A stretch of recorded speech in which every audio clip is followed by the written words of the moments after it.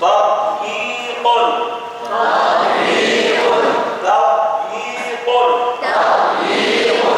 جريان صوت الرخاوة عند القدماء جريان الصوت عند النطق بالحرف. حروف البينية الميم النون اللام الراء العين. هذا مفهوم؟ كتبتموه؟ سأمسحه. كتبنا. Dan ditulis? Ditulis. Fathun mafajid. Mim itu. العين حرف وسطي. ما معنى وسطي؟ يعني لا ينقطع الصوت فيه ولا يجري. لا نستطيع أن نجعله يجري كما نسمع الآن من أكثر الناس.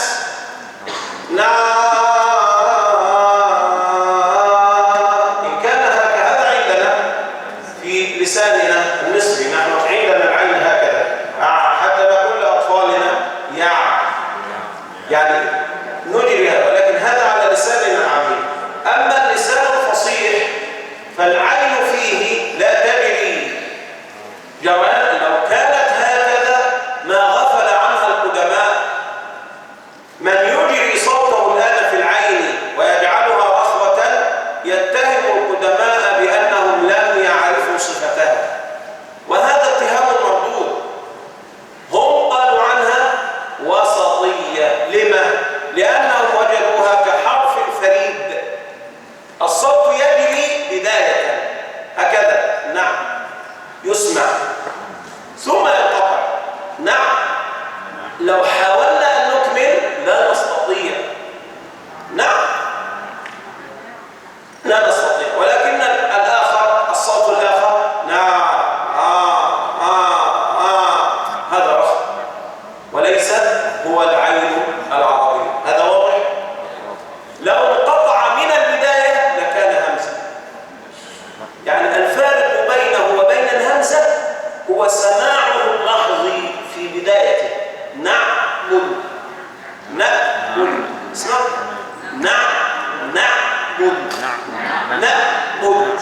الفرق بينهما في البحيرة التي يسمع فيها صوت العين بداية، ولكن يتحدان في النهاية في انقطاع الصوت، الهمز والعين. هذا واضح؟ جيد. انتهيتم؟ Sudah siap tulisnya? Belum. Pada. Di samping juga dibantu di breakdown ya, dibantu ya. Tapi kalau bisa belajar tulis cepat, karena menulis itu membantu kita menghafal. Karena perkembangan teknologi membuat kita sedikit. Tuh, itu sudah malas. Iya, ada taswir. اكتب. Kita paling ساعدوا على خير.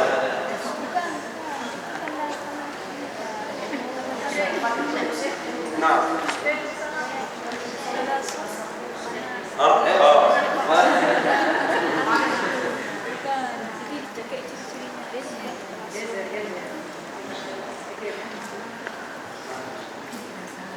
Ada yang bawa tisu?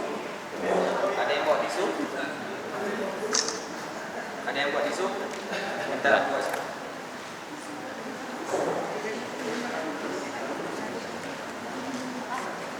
Ada yang buat tisu? Boleh minta. Okey. Kalau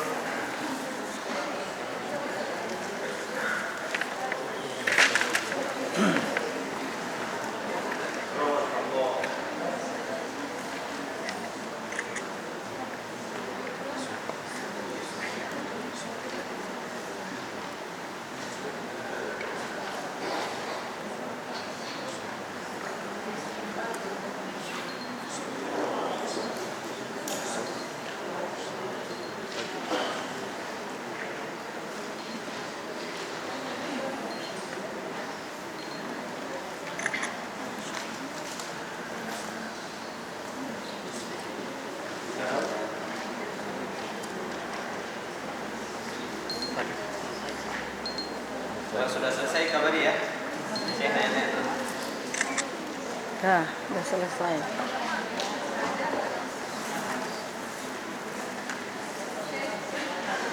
Yang huruf ini, urutan ini beliau kan menjelaskannya sangat detail.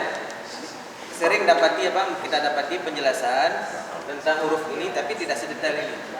Nah, ini perlu diperhatikan. Mim, nun, lam, ra sampai ain itu dilihat penjelasan detail beliau yang tadi. Nah, itu tidak didapati di tempat lain. Ya.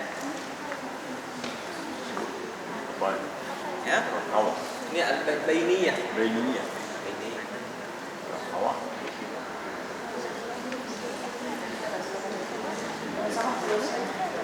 البنات يريدن تسمعنا الأحرف بينية مع شخصيتهم يعني كيف ننطق ميم كيف يكون بينية ليس أسمع منكن تقصدين هذا؟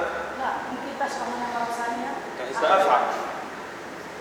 أنا أريد أن أمسح هذا لأدخل فيما هو أسهل يجمع لكم الجهر.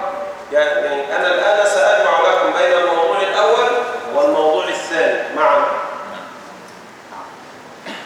Oke, Syekh ingin kita cepat-cepat tulis karena setelah ini Syekh akan memberikan sesuatu yang lebih mudah dipahami, menggabungkan yang kemarin dan dari ini. Oke, sudah bisa dihapus? Ada di sebelah sana kan? Oke.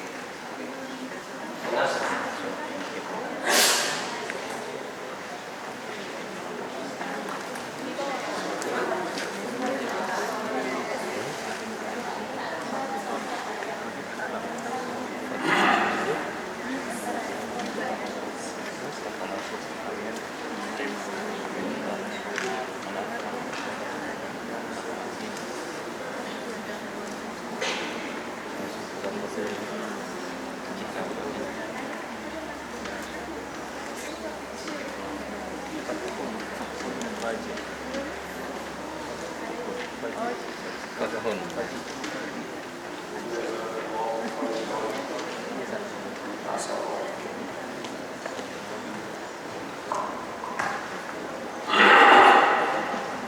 أيه. Oke, mari diperhatikan. Kali itu dulu. ماذا أخذنا؟ الموضوع الأول Dari video yang kemarin ya. كان معنا همس فحسه نقص سكت صحيح؟ وهنا أخذنا جهر هو باقي الحروف صحيح؟ وهنا في الموضوع الثاني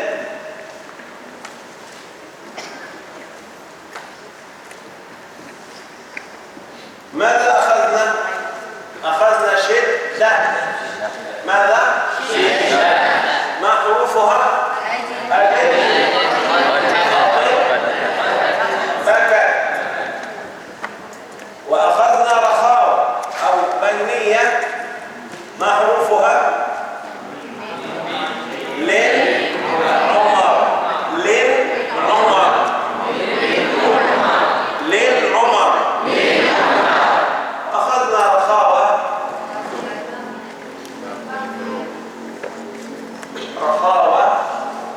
باقي الحروف. هذا واضح؟ الآن أصبح عندي مرحبا ياسين. أصبح عندي المادة الصوتية وأصبح عندي كيفية اعتراضها. صحيح؟ طيب تعال ندمج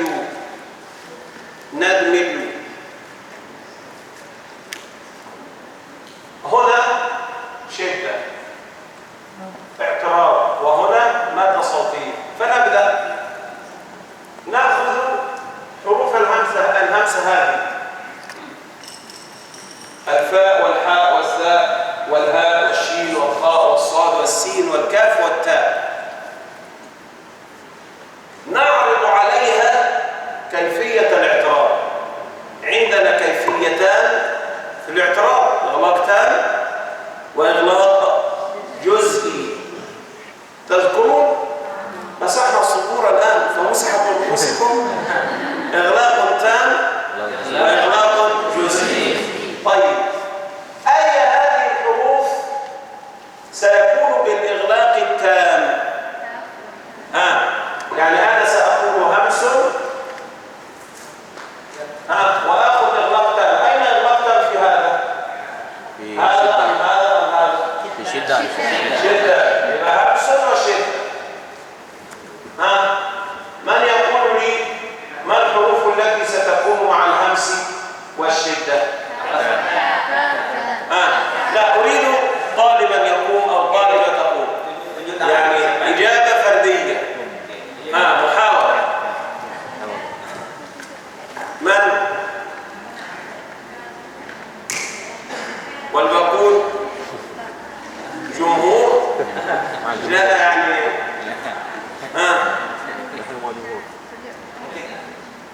اشرح.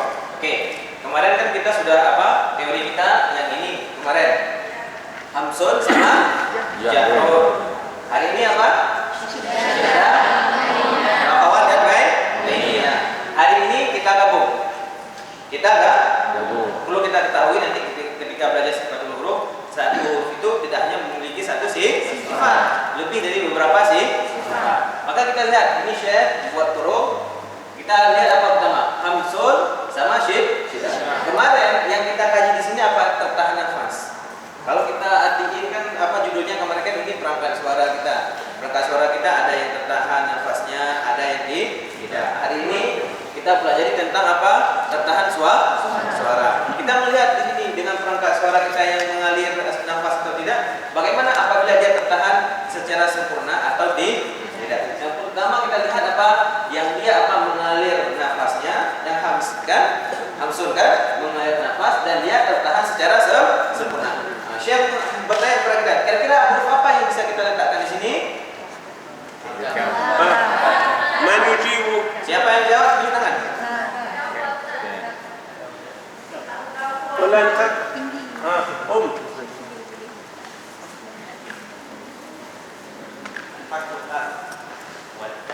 الكاف والتاء.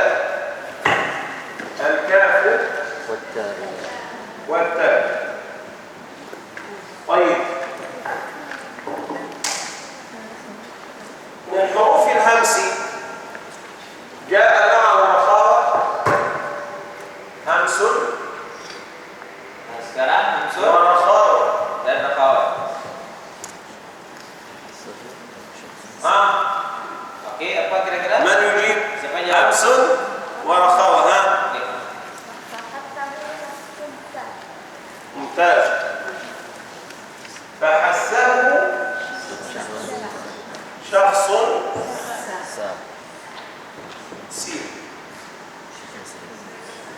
ما بقي من الحروف أخذنا منها الكاف والدال، صحيح؟ ما بقي يكون رخوا،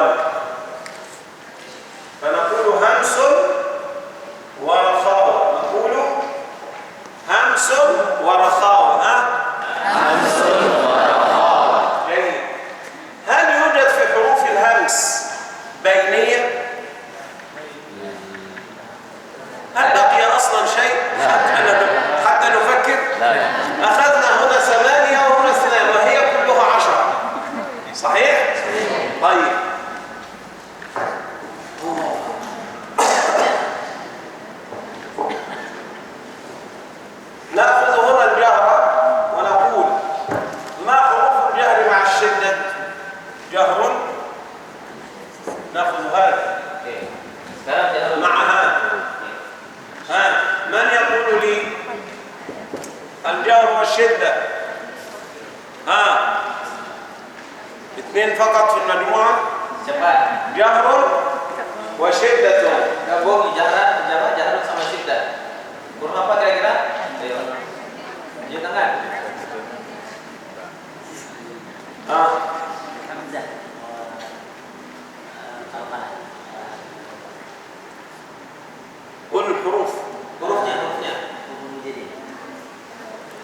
أحسنت.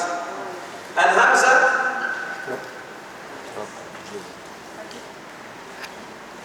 نستطيع أن نقول ألف قبل باء تمشي، ونريد أن نلفت انتباهنا لأمر مهم كما قال أخونا، نقول الهمزة مع حروف قطب جد.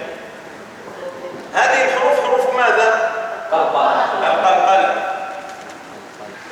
طيب هل عندنا جهر وبينية؟ جهر sama bainiyah ada. عندنا يوجد جهر وبينية. أريد إجابة من واحد أو واحدة. Oke, siapa yang? يوجد جهر وبينية؟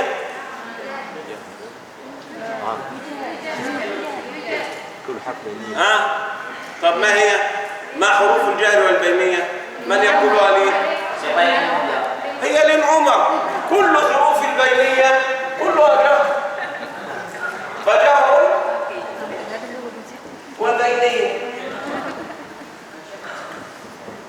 كلها للعمر. بقي مجموعة واحدة، من يقول اسمها؟ Apa tinggal satu lagi? Apa namanya? Coba digabungkan. Satu poin lagi.